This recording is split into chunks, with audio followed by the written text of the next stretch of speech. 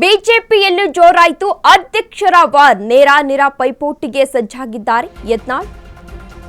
ಬಿಜೆಪಿಯಲ್ಲೂ ಜೋರಾಯಿತು ಅಧ್ಯಕ್ಷ ವಾರ್.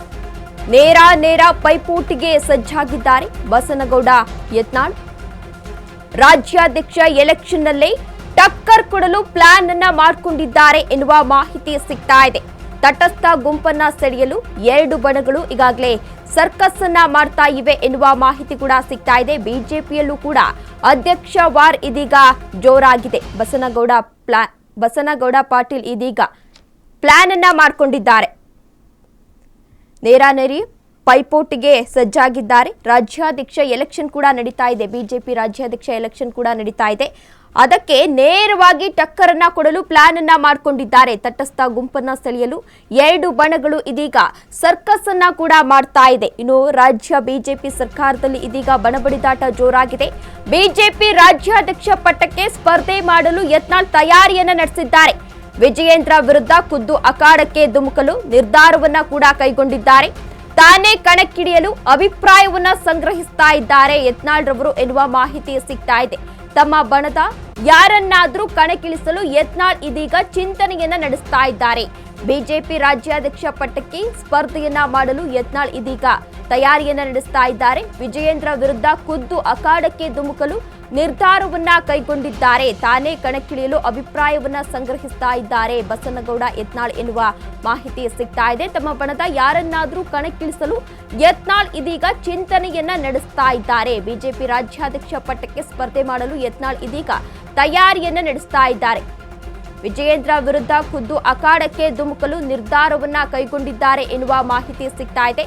ತಾನೇ ಕಣಕ್ಕಿಳಿಯಲು ಈಗಾಗಲೇ ಪ್ಲಾನ್ ಅನ್ನ ಮಾಡ್ಕೊಳ್ತಾ ಇದ್ದಾರೆ ಬಸನಗೌಡ ಯತ್ನಾಳ್ ಎನ್ನುವ ಮಾಹಿತಿ ಕೂಡ ಸಿಗ್ತಾ ಇದೆ. ರಾಜ್ಯ ಬಿಜೆಪಿ ಸರ್ಕಾರದಲ್ಲಿ ಬಣಬಡಿದಾಟ ದಿನದಿಂದ ದಿನಕ್ಕೆ ಹೆಚ್ಚಾಗ್ತಾ ಇದೆ. ಇದೇ ವಿಚಾರಕ್ಕೆ ಸಂಬಂಧಪಟ್ಟಂತೆ ಈಗಾಗಲೇ ಬಿಎಸ್ ಯಡಿಯೂರಪ್ಪ ಅವರು ಒಂದು ಸುದ್ದಿಗೋಷ್ಠಿಯನ್ನ ಕೂಡ ನಡೆಸಿದ್ರು. ಸುದ್ದಿಗೋಷ್ಠಿಯನ್ನ ನಡೆಸಿ ಯತ್ನಾಳ್ ರವರಿಗೆ ಒಂದು ವಾರ್ನಿಂಗ್ ಅನ್ನ ಕೂಡ ನೀಡಿದ್ರು. ಇನ್ನು ಅದೇ ವಿಚಾರಕ್ಕೆ ಸಂಬಂಧಪಟ್ಟಂತೆ ಯತ್ನಾಳ್ ರವರು ಒಂದು ಹೇಳಿಕೆಯನ್ನ ಕೂಡ ನೀಡಿದ್ರು.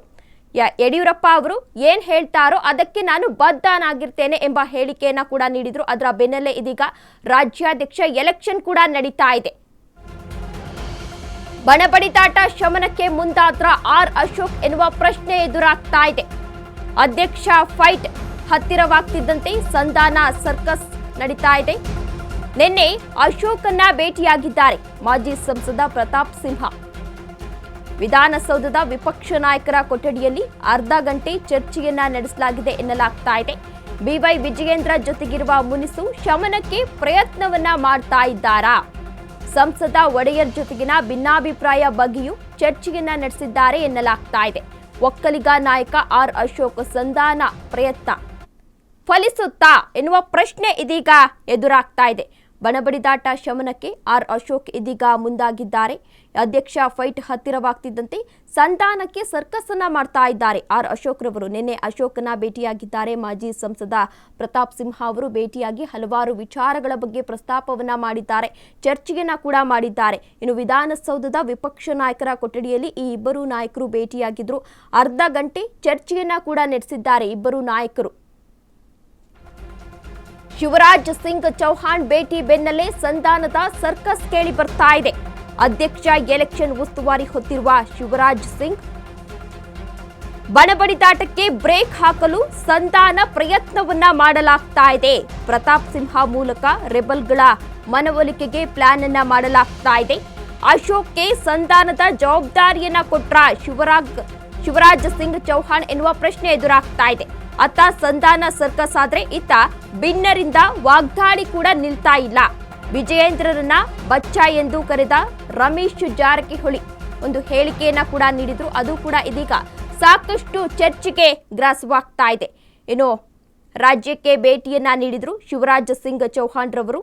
ಒಂದು ಸಂಧಾನದ ಸರ್ಕಸ್ ಅನ್ನ ಕೂಡ ಮಾಡಿದ್ರು. ಇನ್ನು ಅಧ್ಯಕ್ಷ ಎಲೆಕ್ಷನ್ ಉಸ್ತುವಾರಿಯನ್ನ ಕೂಡ ಹೊತ್ತಿದ್ದಾರೆ ಶಿವರಾಜ್ ಸಿಂಗ್ ಚೌಹಾಣ್ ರವರು. ಇನ್ನು ಬಣಬಡಿದಾಟಕ್ಕೆ ಬ್ರೇಕ್ ಹಾಕಲು ಈಗಾಗಲೇ ಸಂಧಾನದ ಪ್ರಯತ್ನವನ್ನ ಕೂಡ ಮಾಡಿದ್ರು. ಪ್ರತಾಪ್ ಸಿಂಹ ಮೂಲಕ ರೆಬಲ್ಗಳ ಮನವೊಲಿಕೆಗೆ ಪ್ಲಾನ್ ಅನ್ನ ಮಾಡಲಾಗ್ತಾ ಇದೆ. ಇನ್ನು ರಮೇಶ್ ಜಾರಕಿಹೊಳಿ ಅವರು ಒಂದು ಹೇಳಿಕೆಯನ್ನ ಕೂಡ ನೀಡಿದ್ರು. ವಿಜಯೇಂದ್ರರನ್ನ ಬಚ್ಚ ಅಂತ ಕರೆದಿದ್ರು. ಈ ವಿಚಾರ ಇದೀಗ ಸಾಕಷ್ಟು ಚರ್ಚೆಗೆ ಗ್ರಾಸವಾಗಿದೆ. ಅದಕ್ಕೆ ವೇದಿಕೆ ಮುಖಾಂತರ ವಿಜೇಂದ್ರ ಎಚ್ಚರಿಕೆ ಕೊಡ್ತೀನಿ. ವಿಜೇಂದ್ರ, ನೀನು ಬಚ್ಚ, ನೀನು ವಿರುದ್ಧಿಲ್ಲ, ರಾಜ್ಯಾಧ್ಯಕ್ಷ ವಿರುದ್ಧಿಲ್ಲ. ಇವತ್ತು ಯಡಿಯೂರಪ್ಪನ ನಾಯಕ, ಅದ್ರ ಬಗ್ಗೆ ಎರಡು ಮಾತಿಲ್ಲ. ಯಡಿಯೂರಪ್ಪ ಬಗ್ಗೆ ಯಾವಾಗಲೂ ಎಚ್ಚರಿಕೆ ಮಾತಾಡ್ತೀನಿ ನಾನು. ಯಡಿಯೂರಪ್ಪ ಬಗ್ಗೆ ಯಾವಾಗ ಅವರು ಅಗೌರವವಾಗಿ ಮಾತಾಡಿಲ್ಲ. ಯಡಿಯೂರಪ್ಪನವರು ಯಾವಾಗ ನಮ್ಮ ನಾಯಕರು, ಅವ್ರ ಬಗ್ಗೆ ಅತಿಯಾದ ನಮ್ಮ ಭಾರತೀಯ ಜನತಾ ಪಕ್ಷ ಪ್ರೀತಿ ಇದೆ. ಅವ್ರ ಬಗ್ಗೆ ಕೆಟ್ಟ ಮಾತಾಡಲ್ಲ. ಅದನ್ನ ಸುಳ್ಳು ಹೇಳಿ ರಾಜ್ಯದ ತಪ್ಪು ಮಾಹಿತಿ ಕೊಟ್ಟು ಅದನ್ನ ಫೈಲ್ ಮಾಡಿಕೊಂಡಿದ್ರೆ ಸಾಧ್ಯ ಇಲ್ಲ. ಇದೇ ವಿಚಾರಕ್ಕೆ ಸಂಬಂಧಪಟ್ಟಂತೆ ಹೆಚ್ಚಿನ ಡೀಟೇಲ್ಸ್ ಅನ್ನ ನೀಡಲಿದ್ದಾರೆ ನಮ್ಮ ಪ್ರತಿನಿಧಿ ಹನುಮಂತು. ಹನುಮಂತು, ಇದೀಗ ಬಿಜೆಪಿಯಲ್ಲೂ ಅಧ್ಯಕ್ಷ ವಾರ್ ಜೋರಾಗಿದೆ. ಈ ಕುರಿತು ಏನೆಲ್ಲ ಅಪ್ಡೇಟ್ಸ್ ಇದೆ? ತೇಜಸ್ವಿನಿ, ರಾಜ್ಯ ಬಿಜೆಪಿಯಲ್ಲಿ ಮೊದಲಿಂದನೂ ಕೂಡ ಕಳೆದ 1 ವರ್ಷಗಳಿಂದನೂ ಕೂಡ ಬಿಜೆಪಿ ರಾಜ್ಯಾಧ್ಯಕ್ಷ BY ವಿಜೇಂದ್ರ ವರ್ಸಸ್ ಬಸನಗೌಡ ಪಾಟೀಲ್ ಯತ್ನಾಳ್ ಟೀಮ್ನ ನಡುವೆ ಸಾಕಷ್ಟು ಸಂಘರ್ಷ ನಡೀತಾ ಇತ್ತು. ಆಂತರಿಕ ಸಂಘರ್ಷ ಹೆಚ್ಚಾಗ್ತಿದ್ದಂಗೆನೆ ಹೈಕಮಾಂಡ್ ಕೂಡ ಮಧ್ಯಪ್ರವೇಶ ಮಾಡುವಂತ ಒಂದಷ್ಟು ಪ್ರಯತ್ನಗಳನ್ನ ಮಾಡ್ತು. ಉಭಯ ಬಣಗಳ ನಾಯಕರನ್ನ ಕರೆಸಿ ಮಾತುಕತೆಯನ್ನ ನಡೆಸುವಂತ ಪ್ರಯತ್ನಗಳನ್ನ ಮಾಡ್ತು. ಮತ್ತೆ ಪರಸ್ಪರ ಬಣಗಳ ವಿರುದ್ಧ ದೂರು ಕೊಡುವಂತ ಕೆಲಸವನ್ನ ಎರಡೂ ಬಣದ ನಾಯಕರು ಮಾಡಿದ್ರು. ಆದ್ರೆ ಈಗ ಇಲ್ಲಿ ಬಿಜೆಪಿ ರಾಜ್ಯಾಧ್ಯಕ್ಷ ಸ್ಥಾನಕ್ಕೆ ಚುನಾವಣೆ ನಡಿಬೇಕು ಅನ್ನೋಂತಹ ತೀರ್ಮಾನ ಈಗಾಗಲೇ ಹೈಕಮಾಂಡ್ ಮಾಡ್ದಂಗಿದೆ. ಆ ಒಂದು ಹಿನ್ನೆಲೆಯಲ್ಲಿ ಶಿವರಾಜ್ ಸಿಂಗ್ ಚೌಹಾಣ್ ರವರನ್ನ ಚುನಾವಣಾ ಉಸ್ತುವಾರಿಯಾಗಿ ನೇಮಕವನ್ನ ಮಾಡಲಾಗಿದೆ. ಅವರು ನಿನ್ನೆ ಒಂದು ಸರ್ಕಾರಿ ಕಾರ್ಯಕ್ರಮಕ್ಕೆ ಭಾಗವಹಿಸುವುದರ ಜೊತೆಗೆ ಇಲ್ಲಿ ಬಂದಂತ ಸಂದರ್ಭದಲ್ಲಿ ಸಹಜವಾಗಿ ಪಕ್ಷದ ನಾಯಕರನ್ನ ಭೇಟಿ ಮಾಡುವಂತ ಕೆಲಸವನ್ನು ಕೂಡ ಮಾಡಿದ್ದಾರೆ. ಜೊತೆಗೆ ಪ್ರಸ್ತುತವಾಗಿರುವಂತ ಏನು ಬಣಬಡಿದಾಟ ಏನಿದೆ ಅದನ್ನು ಕೂಡ ಒಂದಷ್ಟು ಅದಕ್ಕೆ ಶಮನ ಮಾಡ್ಲಿಕ್ಕೆ ಒಂದಷ್ಟು ಪ್ರಯತ್ನಗಳನ್ನ ಮಾಡಿದ್ದಾರೆ. ಇದರೆಲ್ಲದರ ನಡುವೆನೂ ಕೂಡ ಆ ಕಡೆಗೆ ಬಸನಗೌಡ ಪಾಟೀಲ್ ಯತ್ನಾಳ್ ಎಲ್ಲೋ ಒಂದ್ ಕಡೆ ಸೈಲೆಂಟ್ ಆದ್ರೂ ಕೂಡ ರಮೇಶ್ ಜಾರಕಿಹೊಳಿ ಅವರು ಈಗ ನೇರವಾಗಿ ಅಖಾಡಕ್ಕಿಳಿದಂತೆ ಕಾಣಿಸುತ್ತೆ. ಯಾಕೆಂತಂದ ಹೇಳಿದ್ರೆ ನೇರವಾಗಿ ಬಿಜೆಪಿ BY ವಿಜೇಂದ್ರ ಅವರ ವಿರುದ್ಧ ಹಿಗ್ಗಾಮುಗ್ಗಾ ವಾಗ್ದಾಳಿ ನಡೆಸುವಂತ ಪ್ರಯತ್ನಗಳನ್ನ ಕೆಲಸಗಳನ್ನ ರಮೇಶ್ ಜಾರಕಿಹೊಳಿ ಅವರು ಮಾಡ್ತಾ ಇರುವಂತದ್ದು. ಅದರ ಜೊತೆಗೆ ಈ ನಡುವೆ ಒಂದಷ್ಟು ವಿಪಕ್ಷ ನಾಯಕ ಸೇರಿದಂತೆ ಒಂದಷ್ಟು ಹಿರಿಯ ನಾಯಕರು ತಟಸ್ಥ ಬಣದಲ್ಲಿ ಗುರುತಿಸಿಕೊಂಡಿರುವಂತ ಹಿನ್ನೆಲೆಯಲ್ಲಿ ಅವರನ್ನ ಎರಡೂ ಬಣಗಳ ನಡುವೆ ಒಂದಷ್ಟು ಸಮನ್ವಯ ಮೂಡಿಸುವಂತ ಪ್ರಯತ್ನಗಳನ್ನ ಮಾಡ್ತಾ ಇರುವಂತದ್ದು. ಅದರ ಹಿನ್ನೆಲೆಯಲ್ಲಿ ನಿನ್ನೆ ಮಾಜಿ ಸಂಸದ ಪ್ರತಾಪ್ ಸಿಂಹ ಅವ್ರನ್ನ ಅಶೋಕ್ ಅವರು ಕರೆಸ್ಕೊಂಡು ಮಾತನಾಡಿರುವಂತದ್ದು. ಒಂದು ಅರ್ಧ ಗಂಟೆಗೂ ಹೆಚ್ಚು ಕಾಲ ತಮ್ಮ ವಿಧಾನಸೌಧದ ವಿಪಕ್ಷ ನಾಯಕರ ಕೊಠಡಿ ಏನಿದೆ ಆ ಒಂದು ಕೊಠಡಿಯಲ್ಲಿ ಕರೆದು ಸುದೀರ್ಘ ಒಂದು ಮಾತುಕತೆಯನ್ನು ಕೂಡ ನಡೆಸಿರುವಂತದ್ದು.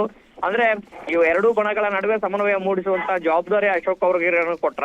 ಯಾಕಂದ್ರೆ ಹಳೆ ಮೈಸೂರು ಭಾಗದಲ್ಲಿ ಪಕ್ಷ ಸಂಘಟನೆಯ ಜವಾಬ್ದಾರಿ ಒಂದಷ್ಟು ಅಶೋಕ್ ಅವರು ಹೊತ್ಕೊಂಡಿರುವಂತ ಹಿನ್ನೆಲೆಯಲ್ಲಿ ಈ ಒಂದು ಭೇಟಿ ಕೂಡ ಮಹತ್ವವನ್ನು ಪಡೆದುಕೊಂಡಿದೆ. ತೇಜಸ್ವಿನಿ, ಧನ್ಯವಾದ ಹನುಮಂತು ತಮ್ಮೆಲ್ಲ ಡೀಟೇಲ್ಸ್ಗಾಗಿ.